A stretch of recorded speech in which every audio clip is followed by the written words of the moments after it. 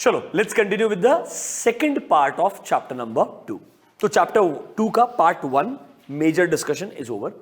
ये जो second part है ये एक्चुअली दिखने में बहुत सिंपल है, बट ऑनेस्टली स्पीकिंग यहां पर बच्चा ज्यादा गलती करता है एग्जाम के अंदर वाइल राइटिंग आंसर, क्योंकि यहां पर क्या है ना, आंसर बहुत सिंपल और जनरल लैंग्वेज है, तो यहां पे चांसेस हैं that you may end up writing a B Com category answer. Do you get my point? That is why be little bit more careful. हम स्पेसिफिकली हाईलाइट करेंगे कि भाई ये क्वेश्चन आ सकता है, आपको कैसे 4-5 पॉइंट पिक करके आंसर लिखने का, थोड़ा ज्यादा केयरफुल रहना। यहां पर ज्यादा फोकस रहेगा जो इनिशियल फर्स्ट 15-20 पेजेस है चैप्टर नंबर 2 के, वो इस पार्ट में हम हाईलाइट करके डिस्कस करेंगे। चलो come to chapter number 2 part 2 in your modules page number 2.3। let's start with a concept called as competitive landscape. if I'm not wrong, recently 1-2 attempt के अंदर ये क्वेश्चन पूछा है, sir what is competitive landscape. इसका मतलब है कि आप जिस इंडस्ट्री में काम कर रहे हैं उसका ओवरऑल जो कॉम्पिटिटिव एनवायरनमेंट है वो आपको समझना चाहिए, उसको आपने एनालाइज करना चाहिए ताकि आप सही तरीके से स्ट्रेटेजीज चूज कर सकते हैं। मतलब you should know who all are the competitors, You should know what are the strengths of those competitors, उनके weaknesses क्या हैं, उनके current successful strategies क्या हैं। फिर अगर मैं उन सब competitors को अच्छे से analyze करूंगा तो मुझे पता चलेगा ना मार्केट में गैप किधर है, ऐसा एरिया जो शायद मार्केट में कॉम्पिटिटर भी फोकस नहीं कर पा रहा है। मतलब I may be able to identify a niche. तो इसीलिए कॉम्पिटिटिव लैंडस्केप एक तरीके से कंपटीशन को एनालाइज करने का मैकेनिज्म है, जिससे आपको एक इंडस्ट्री के अंदर ये समझ में आएगा एक कॉम्पिटिटिव सिनेरियो कैसा है और आप शायद सही स्ट्रेटजीज को चूज कर पाएंगे। दैट प्रोसेस और that framework can be called as competitive landscape. Sir इसमें करना क्या है, कुछ आपको स्टेप्स इन्वॉल्व दिए हैं कि नॉर्मली क्या क्या स्टेप्स इन्वॉल्व होते हैं when you are understanding and evaluating the competitive landscape of a particular industry. तो यहां पर सबसे पहले कॉम्पिटिटिव लैंडस्केप का मतलब क्या है और फिर क्या स्टेप्स इन्वॉल्व है, दोनों को डिस्कस करेंगे। एग्जाम में ये ऑलरेडी 2-3 अटेम्प्ट पहले भी पूछा है, उसके पहले भी बहुत बार पूछा जा चुका है। Let's understand the question. देखो, competitive landscape is a business analysis. Mark करना, ये कॉम्पिटिटिव लैंडस्केप एक बिजनेस एनालिसिस है। बच्चा सबसे पहले गलती क्या करता है मालूम है क्या? Competitive landscape is identifying the competitor. तुम कॉम्पिटिटिव लैंडस्केप वर्ड को डिफाइन नहीं कर रहे हो। हाँ, identifying the competitor is one step, but remember the main concept is analysing the competition. And उसका एनालिसिस शुरू कैसे करोगे? क्या होता है बेटा, आप जब सेंटेंसेस लिखते हो ना, वो कभी कभी बिल्कुल सेंसेबल होते ही नहीं है, क्योंकि आप क्या कर रहे हो, 2 हेडिंग्स को मर्ज कर रहे हो, बट वो लॉजिकल है क्या, ये आपने सोचना चाहिए। तो सर ये बिजनेस एनालिसिस है जिसके अंदर हम फॉलोइंग स्टेप्स अप्लाई करेंगे। क्या क्या स्टेप्स लगाएंगे, जरा नीचे आओ। But before we go there, एक सेंटेंस को मार्क करना।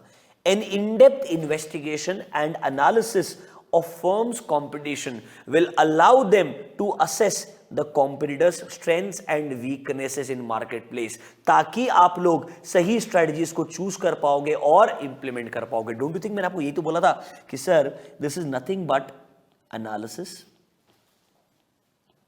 जहां पर आप अपने कॉम्पिटिटर्स का स्ट्रेंथ्स एंड वीकनेस ढूंढोगे ताकि इन दोनों के बेसिस के ऊपर सही स्ट्रैटेजी को चूज कर पाओगे।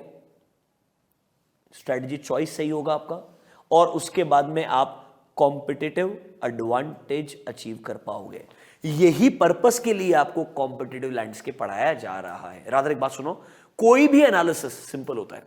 एनालिसिस मतलब understanding the situation then making a right choice. यहां पर क्या सिचुएशन समझना है कि भाई हमारे पास कॉम्पिटिटर्स जो है मार्केट में, उनके स्ट्रेंथ्स क्या हैं, वीकनेसेस क्या हैं, अकॉर्डिंगली मेरे को समझेगा मेरे लिए सही स्ट्रेटजी क्या होगी ताकि मैं कॉम्पिटिटिव एडवांटेज को अचीव कर पाऊं in comparison to my competitors. Sir what are the steps involve? तो आप अगर एग्जाम में लिखेंगे ये क्वेश्चन तो पहले competitive landscape is a business analysis.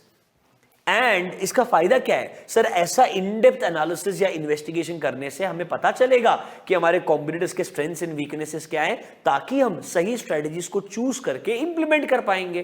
That is your point number C. ये आपका इंट्रोडक्शन होगा कॉम्पिटिटिव लैंडस्केप का, और फिर आएगा स्टेप्स इन्वॉल्व। नीचे आओ, steps to understand the competitive landscape. सबसे पहला पॉइंट क्या बोलता है?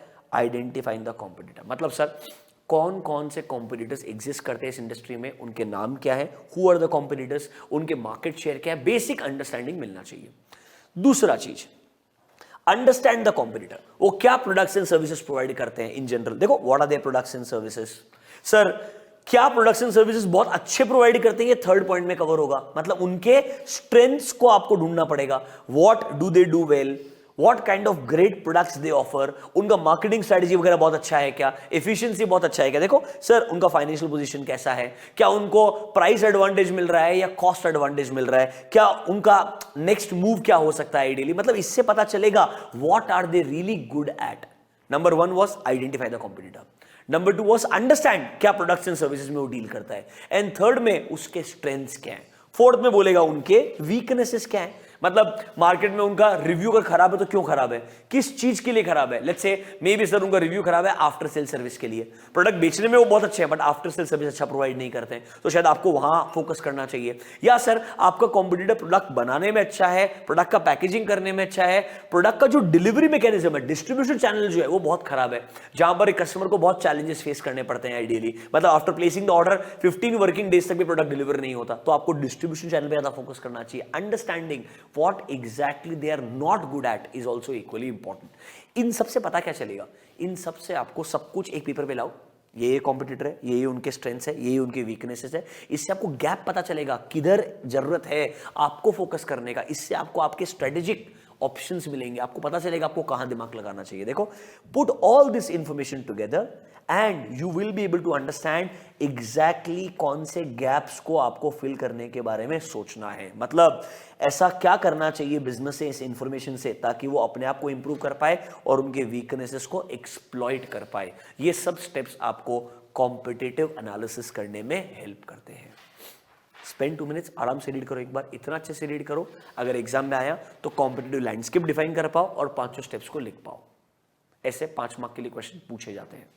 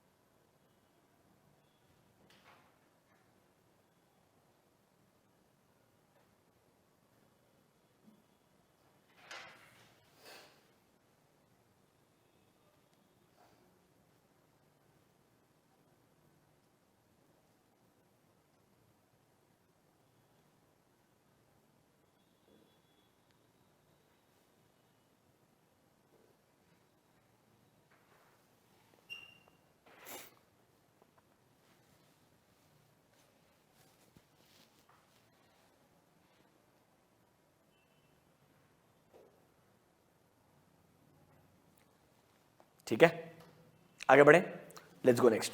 सीधा आओ page number 2.7, methods of industry analysis. मतलब अगर आपको एक पूरे इंडस्ट्री को एनालाइज करना है, ये तो छोटा पार्ट था, ये सिर्फ कंपटीशन वाला पार्ट था, इन जनरल पूरे इंडस्ट्री को एनालाइज करना है, तो सबसे पहला पॉइंट क्या आता है, आपको इस इंडस्ट्री के बारे में क्या क्या चीजें पता होनी चाहिए। मतलब when I want to analyse an entire industry, what important factors I need to keep in mind so that I understand the industry. मतलब डोमिनेंट फीचर्स क्या है इस इंडस्ट्री के, एग्जाम में एग्जैक्टली हेडिंग मिलेगा, dominant economic features of the industry. बच्चे का गलती क्या है, सबसे पहले इंडस्ट्री क्या है वो ही डिफाइन नहीं करता है वो, और आईसीआई एक नंबर कट हो जाता है डायरेक्टली। देखो industry is a group of firms जो सिमिलर प्रोडक्ट्स और सर्विसेज प्रोवाइड करते हैं एंड कंपीट करते हैं फॉर द सेम बायर्स।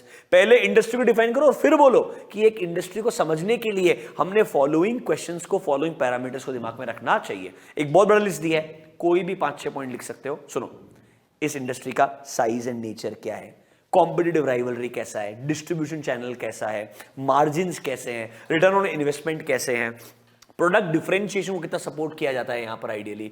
मतलब in general just think about basic questions and you can include an number of them in this particular list. मैं आपको कुछ पॉइंट्स मार्क करा के दे रहा हूं, बेयर मिनिमम अगर आपने वो रीड कर लिए एक बार, आई एम श्योर आप ये आंसर लिख पाओगे। इंपॉर्टेंट क्या है, आइडेंटिफाइंग द क्वेश्चन, क्या पूछ रहा है, इंडस्ट्री को एनालाइज करने के लिए क्या क्या फीचर्स या क्या क्या एस्पेक्ट्स दिमाग में रखने चाहिए। पहले इंडस्ट्री क्या वो लिखोगे और फिर उन फीचर्स को एक्सप्लेन करोगे। मैं आपको मार्क करके देता हूं मेरे सबसे आसान पॉइंट्स, इजी वाले, A, B, D F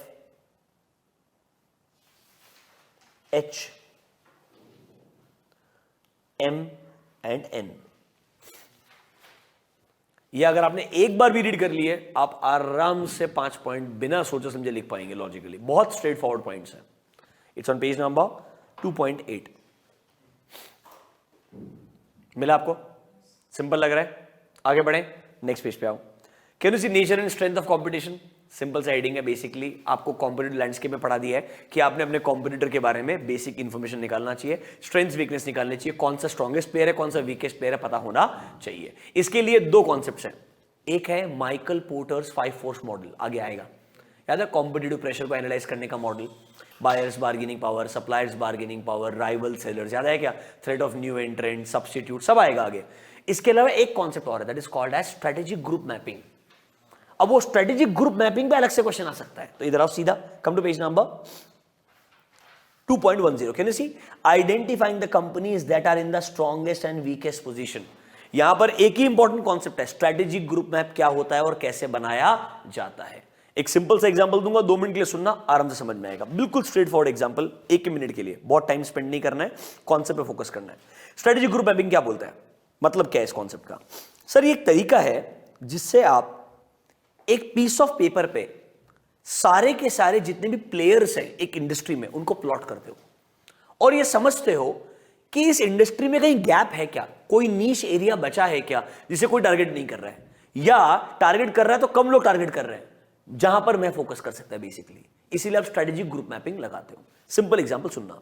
sir एक इंडस्ट्री है, इस इंडस्ट्री में मैं कोई भी एग्जांपल एक इंडस्ट्री का नहीं लूंगा, एक सिर्फ थियोरेटिकल सिचुएशन बना रहा हूं। एक इंडस्ट्री में 6 प्लेयर है, देयर आर 6 प्लेयर्स, ठीक है। इस इंडस्ट्री का टोटल रेवेन्यू जो है वो 100 है। क्या है? 100 है। अब मैं ये जो 6 अलग अलग प्लेयर्स है ना, इनको मैं 3 अलग अलग ग्रुप्स में डिवाइड कर रहा हूं। I am dividing them in 3 different groups. Sir आपने कैसे डिसाइड किया 1 और 2 साथ में आएंगे, 3 और 4 साथ में आएंगे? सर ये स्ट्रेटेजिक ग्रुप मैपिंग में जो ग्रुपिंग होता है that is on the basis of some common features. हो सकता है ये 1 और 2 दोनों के दोनों मास मैन्युफैक्चरर्स हैं, समझ रहे हो मेरा बात? ये डायरेक्टली कस्टमर तक प्रोडक्ट लेके जाते ही नहीं है, सिर्फ मैन्युफैक्चरिंग करते हैं, बाद में होलसेलर रिटेलर प्रोडक्ट लेके जाते हैं कस्टमर तक। ये 3 और 4 जो हैं वो प्योरली ऑनलाइन बेचने वाले लोग हैं, ये होलसेल रिटेल से डील नहीं करते, डायरेक्टली कस्टमर से कनेक्ट करते हैं। और ये जो 5 और 6 है ये तो सर एक्सट्रीम लेवल पे बहुत ही ज्यादा प्रीमियम प्राइस चार्ज करने वाले लोग हैं। ये ना कस्टमाइज प्रोडक्ट बनाते हैं एक कस्टमर के लिए। Do you get my point? मतलब sir there are some logical reasons जिसके बेसिस पे हम इनको डिवाइड कर रहे हैं, but at the same time साथ साथ में कनेक्ट भी कर रहे हैं। तो हम प्राइस क्या चार्ज कर रहे हैं, डिस्ट्रीब्यूशन कैसे हो रहा है, ये हमने पैरामीटर्स बनाए।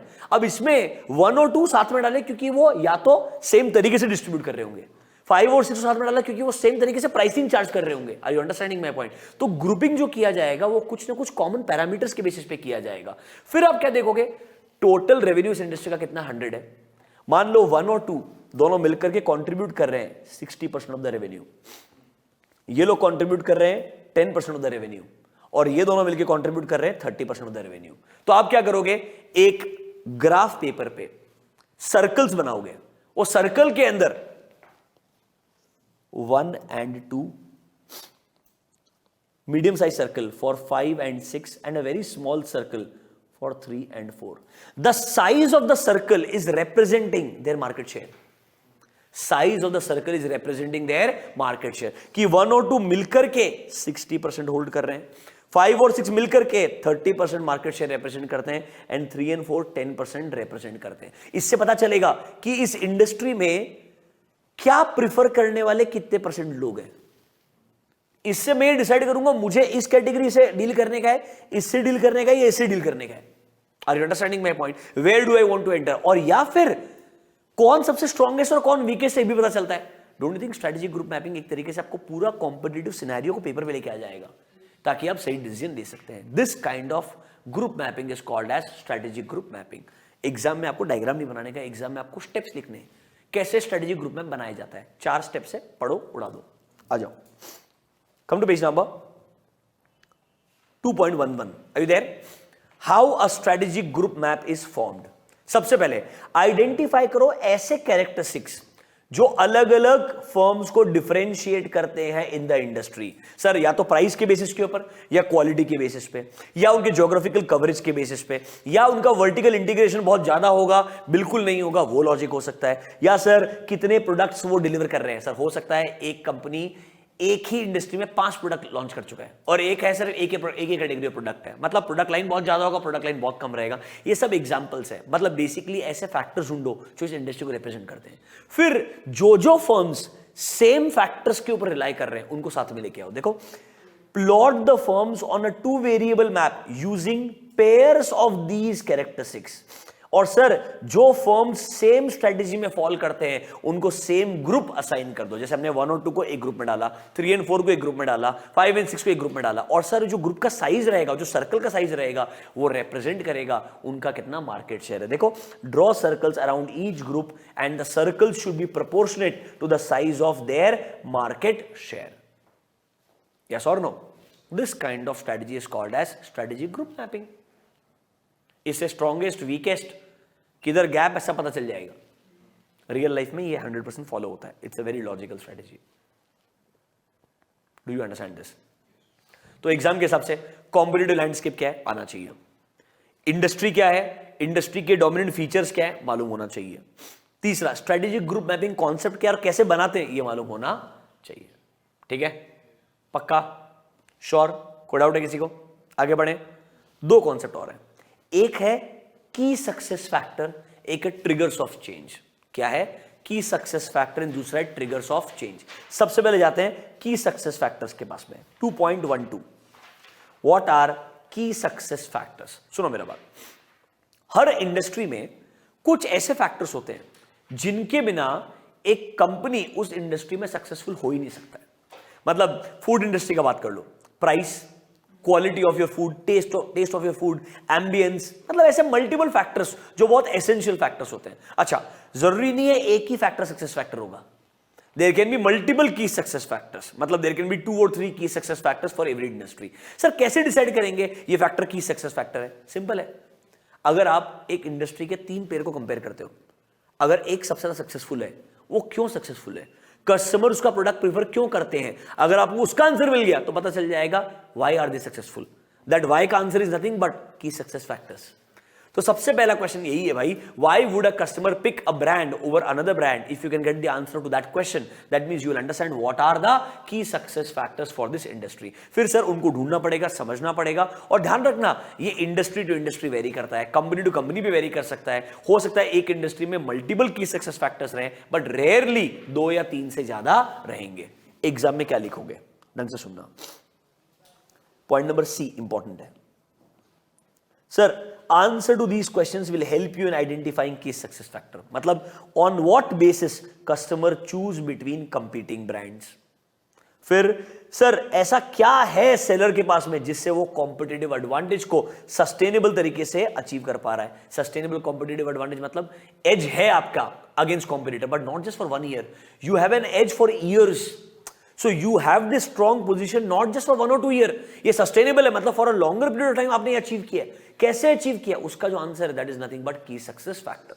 देखो नीचे आओ sir, key success factors will vary from industry to industry and time to time, but sir rarely एक इंडस्ट्री में 3 या उससे ज्यादा, 3 या 4 से ज्यादा की सक्सेस फैक्टर रहेंगे। नॉर्मली 2, 3 या 4 तक की सक्सेस फैक्टर्स हो सकते हैं। आपको एग्जाम में की सक्सेस फैक्टर क्या है, कैसे डिसाइड करोगे की सक्सेस फैक्टर है, फिर सर इंडस्ट्री में वेरी करते रहेंगे time to time, and sir 3 से 4 हो सकते हैं। ये पॉइंट्स अगर आपने लिख दिए आपका काम हो जाएगा। मतलब point number E, F, C and A में first line, those things which affects the industry members ability to prosper, जो सबसे ज्यादा इंपैक्ट करेंगे आपके एबिलिटी टू ग्रो को। डेफिनेशन हो गया। कैसे डिसाइड करोगे, इंडस्ट्री टू इंडस्ट्री वेरी करता है और 3 या 4 से ज्यादा नॉर्मली नहीं होता है। की सक्सेस फैक्टर मालूम होना चाहिए। देखो ऐसे क्वेश्चन अगर आए ना बहुत मुश्किल होता है, क्योंकि ये जब तक स्पेसिफिक पॉइंट्स पिक नहीं करोगे ना, आंसर 4 मार्क के लिए लिखना चैलेंजिंग है बहुत ज्यादा। थोड़ा इसलिए केयरफुल रहना। मैं रादर एक पूरा सेशन इसके लिए क्रिएट किया है क्योंकि मुझे मालूम है बच्चा शायद गिव अप कर देता है इस पार्ट में जल्दी, तो थोड़ा आपको फोकस रखना चाहिए। There is one more concept that is called as triggers of change. कुछ ऐसे डोमिनेंट फोर्सेस जो ना एक इंडस्ट्री में सिग्निफिकेंट बदलाव लेके आते हैं. Come to page number 2.9 triggers of change. मतलब हर इंडस्ट्री में after a point in time कुछ ना कुछ ऐसा बदलाव आता है जो ट्रिगर होता है बिकॉज ऑफ सर्टेन फैक्टर्स. सबसे आसान example, internet has triggered a change in majority of the industries. तो सर इसके लिए वर्ड यूज किया उन्होंने, डोमिनेंट फोर्स या driving force. Can you see the word, the concept of driving force. Sir ये वो डोमिनेंट फोर्सेस हैं जो एक सिग्निफिकेंट बदलाव लेके आते हैं पूरे इंडस्ट्री में, and they have a significant long term influence on the industry. तो पॉइंट नंबर डी को मार्क करना. What is a driving force? Driving force are those factors which bring in a significant long term influence और a change in the industry. मतलब sir industry का काम करने का तरीका ही सिग्निफिकेंटली बदल जाता है because of a trigger, because of a factor. Sir ये क्या क्या ट्रिगर्स हो सकते हैं? What can be these triggers, what can be these driving factors? नीचे आओ, point number F, the most common driving forces. List देखो, सबसे पहला internet, that is new e commerce opportunities, globalisation. It's no more that you are just part of a country. You can sell a product to anywhere in the world except North Korea. Product innovation, market innovation. कोई नया firm enter होता है या exit होता है, ये forms लिखा है, ये फॉर्म्स है. जियो इज एन एग्जाम्पल.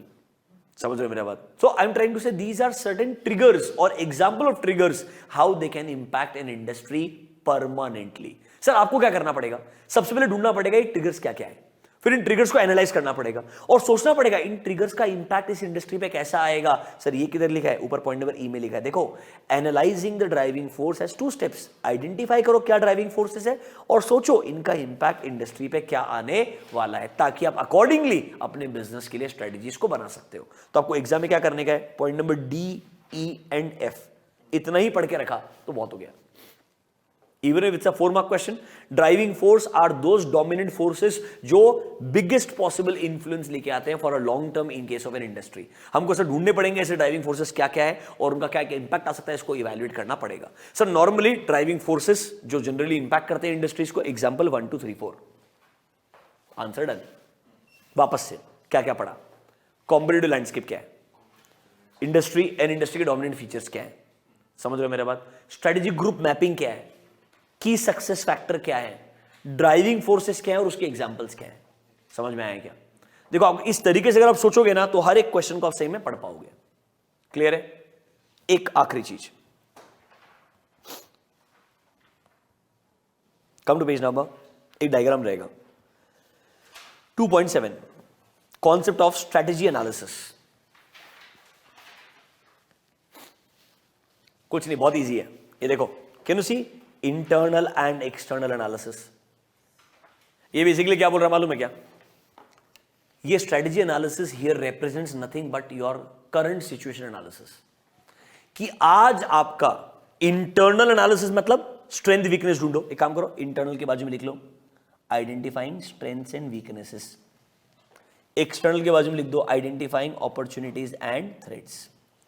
तो आपको बोल रहा है इंटरनली भी एनालाइज करो अपने ऑर्गेनाइजेशन को, एक्सटर्नल एनवायरनमेंट को भी एनालाइज करो. इंटरनल से आपके स्ट्रेंथ वीकनेस मिलेंगे, एक्सटर्नल से आपके अपॉर्चुनिटी थ्रेट मिलेंगे.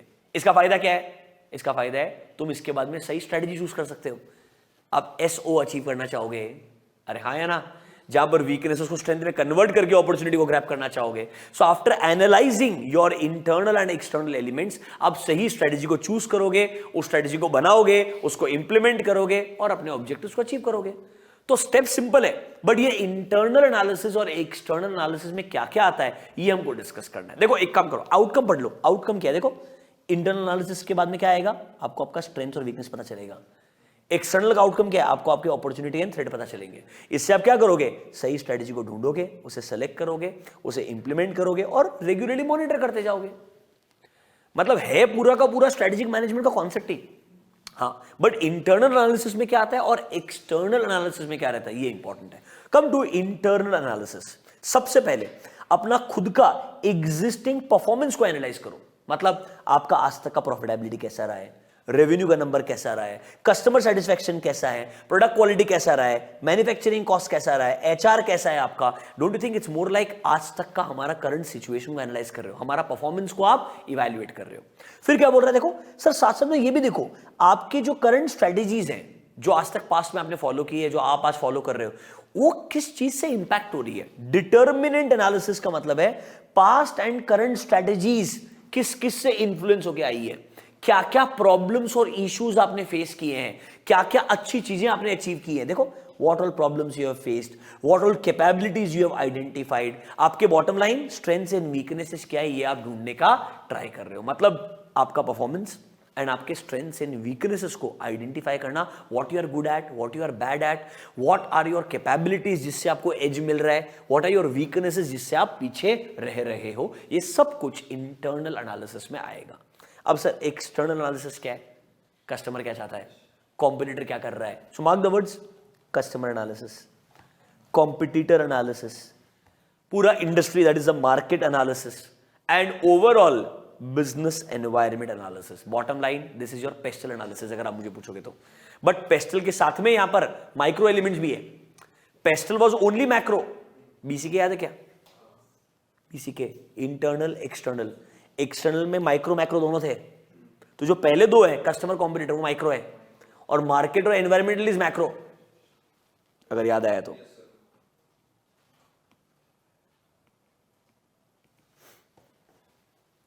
ये same environmental analysis, environmental scanning BCK में पढ़ाया था चैप्टर नंबर 2 में, सेम ही चीज है, कुछ अलग नहीं है, इसीलिए नॉर्मली नहीं पूछा जाता है क्योंकि ये ऑलरेडी वहां पे कवर हो चुका है, बट है इंट्रोडक्शन के फॉर्म में, इसलिए पता होने चाहिए। Do you understand this. अब एक क्वेश्चन और है जो बहुत बार पूछा है आईसीआई ने, why do companies go global.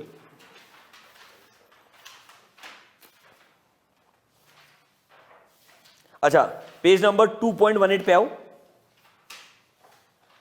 Different levels of strategy, mark कर लेना, इंपॉर्टेंट है, कुछ नहीं इसमें पर ये एग्जाम में समझेंगे नहीं क्वेश्चन।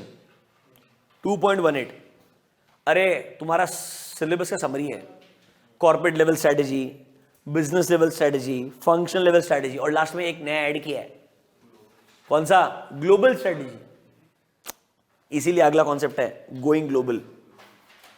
पेज नंबर 2.19 के नेक्स्ट है 2.20 ग्लोबलाइजेशन। यहां पे सबसे पहले पढ़ाएगा what is MNC, multinational corporations. याद है क्या, एमएनसीज के 3 कैरेक्टरिस्टिक फीचर्स हैं sir, they have common pool of resources, they have presence in multiple nations, मतलब कॉन्ग्लोमेरेट होता है, एंड उनकी स्ट्रेटेजी भी कॉमन होती है। मैकडॉनल्ड्स वाला इंसान आज भी येलो पेंट किया हुआ है, चाहे वो यूएसए या इंडिया में, समझ रहे हो मेरे बात। तो इट्स सिंपल, रिसोर्सेस सबके कॉमन रहते हैं, स्ट्रेटेजी कॉमन रहता है, and they have a presence across geographical segments, that is a conglomerate entity. तो sir what is a global company, इसको मार्क करो, a global company has 3 characteristics, it is a conglomerate of multiple units, it has common pool of resources and they generally have a common strategy। आपके लिए एकमात्र memory technique CCC,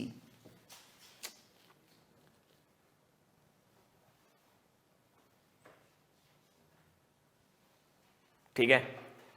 अब ICI का favourite question, why do companies want to go global. Before I talk about the answer, please understand, I know this concept is very simple, इसको exam में तो पूछना पाप है, मैं जानता हूं, बट उससे बड़ा पाप क्या है जो तुम लिख के आते हो। बच्चे का आंसर मालूम क्या है, to generate employment. Are you understanding my point. मतलब जो उनके आंसर के आसपास भी नहीं है, बेटा वो आपके विचार नहीं पूछ रहे हैं, प्लीज समझो मेरा बात, ये एग्जाम है, वो आपको बुक में क्या लिखा है वो पूछ रहा है। Try to stick to what they say. Please understand. I know sometimes it is difficult. आपको बहुत नॉलेज है, आप चाहते हो मेरा ज्ञान भी मिले लोगों को। Wait for it. Do you get my point? Don't try to do this in the answer. मेरे को इतने खतरनाक आंसर्स पढ़ने को मिले ना, ये वो क्वेश्चन है, मैंने इतने जो आपने सर्टिफिकेट कॉपीज आते हैं ना, जब बच्चों के ये क्वेश्चन का आंसर देखा ना, सही में आंखों से आंसू ही आ जाते हैं। मतलब वो बच्चे को मैं कैसे समझाऊं कि तू जो लिख रहा है ना और आईसीआई जो उम्मीद कर रहा है उसमें बहुत ज्यादा गैप है। Please try to understand this. ऐसे क्वेश्चंस में यार ट्राई करो अपने फीलिंग्स को कंट्रोल करने का, जितना याद आ रहा है मॉड्यूल से उतना लिखो, जब कुछ याद नहीं आ रहा है तो अपने हिसाब से लिखो, छोड़ो मत, आई अंडरस्टैंड दैट। और अगर फिर कुछ भी लिख रहे हो तो कुछ भी नंबर एक्सपेक्ट भी मत करो, फिर ये आर्गुमेंट मत करो आईसीआई ने मुझे 4 में से 1 नंबर दिया। अरे तू किधर, एक भी पॉइंट मैच ही नहीं होता है। Are you understanding this? Please be very careful. तो इनके सबसे पहला, why do companies want to go global? They want to grow. First point देखो, अरे आसान है, उनके हिसाब से सोचो ना यार। मतलब तुम जनरल डिस्कशन करो मत, तुम think like what ICI wants you to think. देखो number 1, first and foremost reason, need to grow. अगर तुमने लिखा ना 1 नंबर मिलता है, जब आसानी से नंबर मिल रहा है तो काहे को होशियारी कर रहे हो फालतू में। दूसरा चीज, सर हमारे जो डोमेस्टिक मार्केट है सैचुरेट हो गए होंगे। अरे हाँ या ना, डोमेस्टिक मार्केट सैचुरेट हो गए और हमको लगता है कि सर अब ना वो जो टाइम और डिस्टेंस का प्रॉब्लम है that is over. Once upon a time यहां से यूएस कम्युनिकेट करना used to be challenging, now there is a significant shrinkage of this time and distance के कंस्ट्रेंट्स। अब ऐसा कोई कंस्ट्रेंट है ही नहीं। देखो, rapid shrinking of time and distance across the globe. Why? Because of faster communication, easy transportation, financial flows are increasing significantly, technological बदलाव सब जगह पे है। Don't you think it is actually motivating to go global? Number 1, you want to grow. Number 2, time और distance का problem बिल्कुल खत्म हो गया है। तीसरा चीज, सर मेरे को मालूम है मैं मैन्युफैक्चरिंग दूसरे कंट्री में जाके कर सकता है, source of raw material cheaper है, लेबर वहां सस्ता अवेलेबल है, तो क्यों ना मैं वहां पे जाकर के मैन्युफैक्चरिंग प्लांट डाल दूं। That is why I want to go global. देखो sir, there may be other reasons, need for reliable or cheaper sources of raw material and cheap labor। और आसान वर्ड्स है यार, मतलब चैलेंजिंग भी नहीं है ये आंसर। दर्द ये सिंपल चीज में तुम गलती करते हो। फिर मैंने बोला था ना तुमको, सर हमारा डोमेस्टिक मार्केट सैचुरेट हो गया। देखो, no, the domestic markets are no longer adequate and rich. मतलब खत्म हो गया मार्केट में डिमांड। यहां पे हमको अगर नया नंबर चाहिए तो यहां से नहीं मिल सकता है। समझ में आया कि आपको? प्लस एक जमाने में दुनिया में ट्रेड बैरियर्स थे, जैसे फॉर एग्जांपल रशिया के लिए लोग अभी यूएस के अंदर, यूरोप में क्रिएट कर रहे हैं। But don't you think globally countries trade barriers खत्म कर रही है? अगले पेज पे आओ, देखो, real collapse of international trade barriers, increased privatization of all manufacturing and service sectors, there is less government interference everywhere. Don't you think it's supportive to globalization? That means you should try to think go global. ठीक है, एक point और pick कर लो, चलो last. When exporting organizations find foreign markets to open up or grow big, they may naturally look at overseas manufacturing plant and sales branches to generate higher sales and better cash flows। मतलब जो आज तक export करते आए थे, for example car Korea में बना के इंडिया भेज रहे थे, अब लगता है क्यों ना इधर ही बनाकर इधर ही भेज दें। Do you get my point? That is why they would want to increase their presence geographically in multiple locations. Writing a 4 या 5 point is not a difficult job. It's just that exam के एक दिन पहले तुमको शांति से पढ़ने का है। तुमको ये चीजों को, ये पेजेस को स्किप नहीं करना है। प्लीज मेरा बात समझो। लास्ट डे तुम्हें मालूम होना चाहिए मुझे इतना ही पढ़ना है, पर उतना अच्छे से पढ़ना है ताकि मेरा लैंग्वेज इससे करीब रहे। लास्ट डे अगर तुम होशियारी दिखाओगे ना, मैंने बहुत पढ़ लिया है, मेरे को लास्ट डे ये नहीं पढ़ने का जरूरत है, तो तुम गलती करके आएगा और तुम कुछ भी लिख करके आएगा, वो आपको नहीं करने का है। Do you understand this? This is why companies go global. अब यहां से आगे पोर्टफोलियो एनालिसिस है, तो इसकी जो आगे का पार्ट था उसमें honestly speaking TOWS matrix important है, why do companies go global important है, उसके अलावा की सक्सेस फैक्टर्स इंपॉर्टेंट है, स्ट्रेटेजिक ग्रुप मैपिंग इंपॉर्टेंट है, इंडस्ट्री एंड उसके डोमिनेंट फीचर्स इंपॉर्टेंट है, एंड कॉम्पिटिटिव लैंडस्केप इंपॉर्टेंट है। सर एक काम करो, सब बोल दो इंपॉर्टेंट है, क्योंकि इस चैप्टर में लिटरली आईसीआई कुछ भी पूछ सकता है। अंडरस्टैंड, मेरे पास में कोई ऑप्शन नहीं है, बट एटलीस्ट मैं चाहता हूं कि रिवीजन तो ढंग से कर लो ताकि एटलीस्ट कुछ भी आए तो क्वेश्चन छोड़ने की जरूरत ना पड़े। Do you understand this? पक्का? एक लास्ट कॉन्सेप्ट, बट एक्चुअली अभी पढ़ सकते हैं, चलो एक आखिरी कॉन्सेप्ट पढ़ लेते हैं, बाद में core competency and competitive advantage मैं लास्ट के चैप्टर के अंदर मर्ज कर दूंगा। ठीक है, सो एक कॉन्सेप्ट है वैल्यू चेन एनालिसिस। एक जमाने में आईसीआई का बहुत फेवरेट क्वेश्चन हुआ करता था।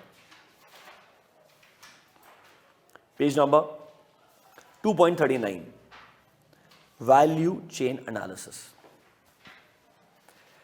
What is value chain analysis? ये बोलता है when you look at a company, don't think that company is just some people, machinery and some money. That's how we all look, I understand, but वो बोल रहे हैं ऐसा मत सोचो। एक कंपनी के बारे में जब सोचना है तो एक काम करो, अपने अंडरस्टैंडिंग को 2 पार्ट में डिवाइड करो। हर मैन्युफैक्चरिंग कंपनी के कुछ प्राइमरी एक्टिविटीज होते हैं एंड कुछ सेकेंडरी एक्टिविटीज होते हैं। अब अगर एक मैन्युफैक्चरिंग कंपनी के लिए बात करोगे तो प्राइमरी एक्टिविटी क्या है, प्राइमरी एक्टिविटीज, कोर एक्टिविटीज क्या है? सुनो, मैं मैन्युफैक्चरर है, रॉ मटेरियल खरीदेगा, लेकर के आएगा, दैट इज इनबाउंड लॉजिस्टिक्स। फिर रॉ मटेरियल को कन्वर्ट करेगा फिनिश गुड्स के अंदर, that is my converting raw materials into finish goods, operations वाला पार्ट आ गया। फिर जब प्रोडक्ट बन जाएगा ये मेरे कस्टमर तक लेके जाएगा, आउटबाउंड लॉजिस्टिक्स, यस और नो। साथ साथ में मुझे कुछ important after sale services provide करने पड़ेंगे, अरे हाँ या ना, और प्रोडक्ट को बेचने के लिए मार्केटिंग करना पड़ेगा। तो जरा इन चाहो प्राइमरी एक्टिविटीज को 5 पार्ट में डिवाइड किया है। Inbound logistics, operations, that is converting your raw materials into finished goods, outbound logistics, that is final product को कस्टमर तक लेके जाना, कस्टमर को बेचने के लिए मार्केटिंग एंड सेल्स करना, and service here represents after sale service, मतलब इंस्टॉलेशन में हेल्प करना, वारंटी रिलेटेड प्रॉब्लम्स को सॉल्व करना, अगर कोई चैलेंजेस आ रहे तो उसको इंप्रूव करना। These are your primary activities. वो क्या बता रहे हैं, अपने बिजनेस के एक्टिविटीज को 2 पार्ट में डिवाइड करो, और वैल्यू एडिशन जो है ना वो हर जगह। तो वैल्यू चेन एनालिसिस क्या बोलता है, अगर आपको सही में अपने प्रोडक्ट में वैल्यू ऐड करना है तो आपको वैल्यू एडिशन हर स्टेज पे करना पड़ेगा। So you should know what are the important stages. So this is your primary activity, and then we have secondary activities. Sir what are secondary activities? Sir secondary activities are those activities which help every primary activity. मतलब वो ऐसी activities है जो हर primary activity को help करेगा। मतलब अब एक बात सोचो, don't you think infrastructure is required for all these 5? Yes or no? Technology is required for all these 5. People will be required for all these 5. Yes or no? So इसीलिए क्या बोल रहा है, secondary activities are going to support your primary activity. Diagram देखो, देखो क्या बता रहा है, ये आपके प्राइमरी, ये 5, इसलिए उनको हॉरिजॉन्टल रखा है। बट ये पांचों के पांचों, कैन आई से, they need help of these 4 secondary activities. Now what are these 4 secondary activity? Your infrastructure, your human resource management, your technology development, and a word which you will get confused, procurement is not getting raw, मतलब मैं furniture बनाता है, would लेके आया, समझ रहे हो मेरा बात तुम, it is not procurement, ये तुम्हारे कॉस्टिंग में प्रोक्योरमेंट है। यहां procurement is any input. For example marketing करने का है, मार्केटिंग करने के लिए भी मुझे let's say advertising campaign run करने के लिए कुछ टेक्नोलॉजिकल प्लेटफॉर्म्स वगैरह चाहिए, वो लेकर के आया, ये भी प्रोक्योरमेंट है। सही लोगों को लेके आया, वो भी प्रोक्योरमेंट है। तो procurement here is input to all primary activities. Procurement here represent input for all primary activities.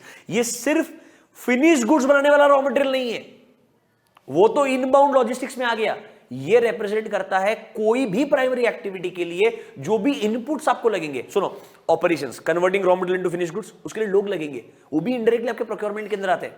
Agencies will be procurement here for you. So procurement here represents getting inputs for all your primary activities. Don't you think primary and secondary activity both go hand in hand? तब जाकर के value addition होगा। तो value chain analysis का मतलब क्या है? ऊपर आओ, page number 2.39। Sir, it is a widely used term to describe कि कैसे activities within and around the organisation आपके कॉम्पिटिटिव स्ट्रेंथ में रिजल्ट होते हैं। मतलब हमें देखना पड़ेगा that company is not just a machine, man या मैन पावर या रॉ मटेरियल का collection. It is more than that. You have to create so much value that आप इस डेफिनेशन में फिट होते हैं। किस डेफिनेशन में? इधर आओ, look at this diagram. Sir diagram देखो, अगर तुम्हारा कॉस्ट है 100 रुपए, मैन्युफैक्चरिंग कॉस्ट है 100 रुपए, लास्ट पेज पे डायग्राम रहेगा। तुम्हारा मैन्युफैक्चरिंग कॉस्ट है 100 रुपए, तुम्हारा सेलिंग प्राइस है 150। तो जब एक कस्टमर प्रोडक्ट को यूज कर रहा है ना, उसको फीलिंग आना चाहिए कि जो वैल्यू उसको मिला है दैट इज मोर देन 150, 180। कहना इसे कब होगा? जब आप प्राइमरी सेकेंडरी हर एक्टिविटी को रिलेट करते हैं और वैल्यू चेन एनालिसिस पे फोकस करते हैं, तब जाके वैल्यू क्रिएशन होता है। Basically there is a word called as value conscious buyer. I am ready to pay 150, पर मेरे को वैल्यू से ज्यादा मिलना चाहिए। आई एम रेडी टू पे 200, बट वैल्यू से ज्यादा मिलना चाहिए। That's called as value conscious buyer. उसके लिए वैल्यू चेन एनालिसिस कॉन्सेप्ट बना करके आपको दिया है। मतलब don't recognise a company just as a collection of machine and man और money. Do you get my point? It's more and far beyond that. Do you understand this? This is called as value chain analysis. Exam के हिसाब से primary activity अंदर content बहुत simple है। क्या है? 5, inbound operations, outbound marketing and sales, and last was after sale services. What are your secondary activities? Procurement of all the inputs for all your primary activities, technological development, firm का infrastructure and human resource management. All four collectively are called as secondary activity. They all are required to help all other primary activities. Do you understand value chain analysis? ये काफी common question था एक जमाने के अंदर. आजकल ज्यादा focus दो अदर कॉन्सेप्ट पे होता है जिसको हम एक सेपरेट सेशन में डिस्कस करेंगे after finishing other chapters. Core competency, competitive advantage. How to build core competency.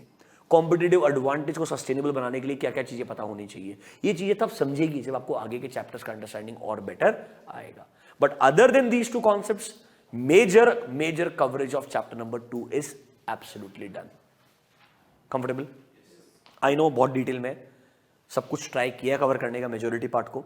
थोड़ा क्विक भी था बिकॉज रिवीजन सेशन है, लॉजिक है उसका क्लियरली. हम एक एक चीज के ऊपर 1 घंटे डिस्कशन नहीं कर सकते हैं. But I hope it was helpful. So will continue with the next chapter in the next session. Thank you guys.